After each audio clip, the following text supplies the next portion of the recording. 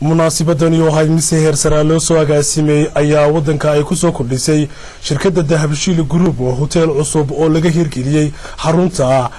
sarta dheer ee Dahabshiil Group ee caasimadda Hargeysa waxaana ka soo qayb galay gudoomiyaha guud ee shirkadda Dahabshiil Group Maxamed Saciid Ducaale mas'uuliyiinta hotelka cusub ee Damal wasiirka wasaaradda arrimaha gudaha wasiirka wasaaradda xanaanada xoolaha wasiirka xigeenka wasaaradda ganacsiga maayirka xigeenka caasimadda Hargeysa xildhibaano gudoomiyaha rugta ganacsiga Somaliland gudoomiyaha banka Somaliland haween aqoon-yahan iyo qaar ka mid ah shaqaalaha hotelka cusub ee Damal ugu horreyn waxa halkaasi ka hadlay mas'uuliyiinta hotelka Damal oo madashaasi ka hadlay waxaanay ka warameen ujeedada ay u dhiseen hotelkani amaba ay wadanka uga hirgeliyeen waxaana hadaladoodii ka mid ahaa sababta ugu weyn waxay ahayd saddex wadankeena way ku yeelayeen wax hotelka background oo noloshiisa midda kale adaga reerku sheego waxay aad uga daalay meel kasta oo taalo in service break inta shaqaaluhu inta kartidooda ay sameeyeen marka afar bilood oo iskuul ayaa ku jiray maanta inamada arkaysaan ee sameeyeen in hotel ama restaurant oo soo shaqeeyo waxay bilaabeen saddex bilood isabta hadda tagtaan inay mooyaan inta kala wadiyo hotelka soo shaqeeyo marka maanta dibadda waxay tahay wixii aad ka cabin jirteen waan keenay Dahabshiil u keenay anaguna service iyo shaqaale iyo training waan bixinay hadda waxaan u baahanahay support-kiini iyo inaad nagu soo wasaarto wasiirka wasaaradda arrimaha gudaha jamhuuriyadda Somaliland mudane Cali Maxamed Waran Cadde ayaa sheegay inay tani tahay muujinaysana sida shacabka Somaliland ay u aamineen dalkooda hooyo iyo sida ay u maalgashanayaan waxa aanu yidhi halka maanta ay joogno iyo guriga ballaaran ee maanta aynu ka furayno Hargeysa iyo Somaliland oo runtii muujinaya dhowr arrimood oo muhiim ah dalka Somaliland guriga wuxuu maanta muujinaya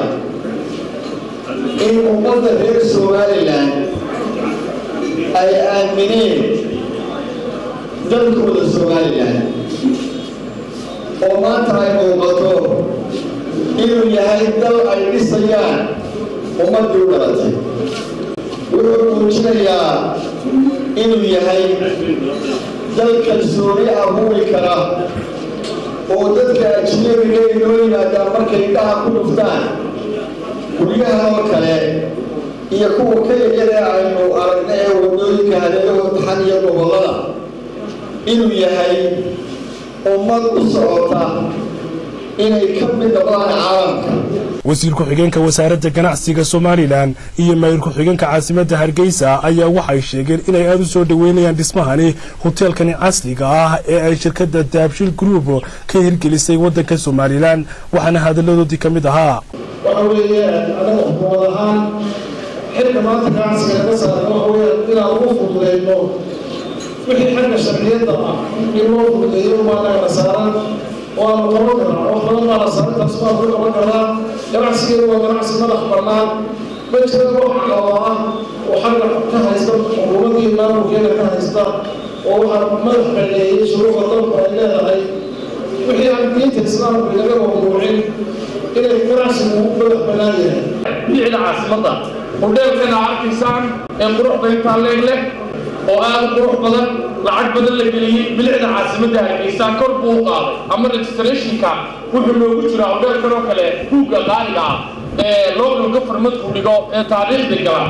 ayuu hotelkan oo kale loogu jiraa waxa kale oo halkaasi ka hadlay gudoomiyaha rugta ganacsiga ee Somaliland Xasan Shukri iyo mas'uul ku hadlayay afka shirkadda Daryeel ee hirgelisay amaba dhistay hotelkani Damal waxaana aad u soo dhaweeyeen dhismaha hotelkani sidoo kalena ay sheegeen inuu faa'iido weyn yeelan doono dalka Somaliland gebagabadii waxaa si rasmi ah xafladani u soo gebagabeeyey gudoomiyaha guud ee shirkadda dahabshiil group maxamed siciid ducaale waxa aanu xusay sababta ay u dhiseen hoteelkani iyo welibana ka qayb qaadashada kobcinta sidii ay da'yartu uga heli lahayd shaqo iyo welibana sida uu waddanka ugu soo kordhinayo faa'iidooyinka kala duwan ee looga baahan yahay waxaana hadaladiisii ka mid ahaa